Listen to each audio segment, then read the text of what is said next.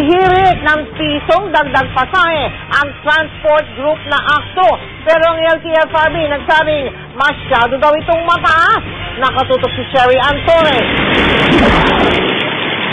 Sa dagdag 50 sentimos na singil sa mga produktong petrolyo kada litro, agad isinunod ng grupong AKTO ang kanilang hiling sa LTFRB. Dagdag pasahe. Nakita naman natin na nagsimula yan sa 21 pesos per liter. Ngayon ay umaabot na ng 34.55 per liter. Dati-dati nga kumikita kami ng 300 sa 13 oras na pamamasada. Pero ngayon ay nalalong bumaba, 250 na lang.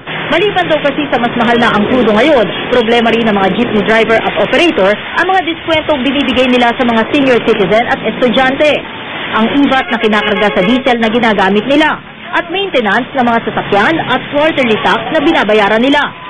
Sa ngayon daw, 50 sentimos na kada pasahero ang lugi ng mga nasa jeepney sector.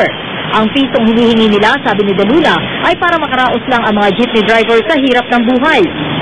Pero sabi ng LTFRB, masyadong mataas ang hinihinging pisong dagdag pasahe. I-assume mo na yung isang jeepney, 12 passengers yan, traveling 4 kilometers, so 80 centavos divided by 12.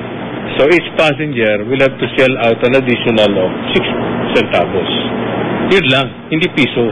Sinilit din ni Swansing ang pananahimik ng mga bus company kahit may serye ng oil price hike. Yung bus, nagpapatayan sila sa presyo nila eh. Pababaan.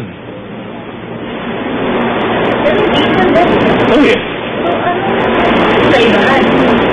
Kaya nga eh. Anong logic nun? At dahil buhay na naman ang plano na humingi ang transport sector ng dagdag singil sa pasahe sa LTFRB, hati na naman ang opinyon ng publiko, lalo pa at hanggang ngayon, nakabinbin pa rin ang petisyon na humihingi naman ng dagdag sahod para sa mga manggagawa. Pwede na siguro mga piso. Huwag yun sana.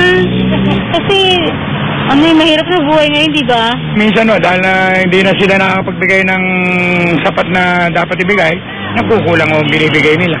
Nasa basal doon? Hindi pa. Minimum nga lang po ako eh. Ang Malacanang sinisilip na rin daw kung lumalabis na ang oil price hike.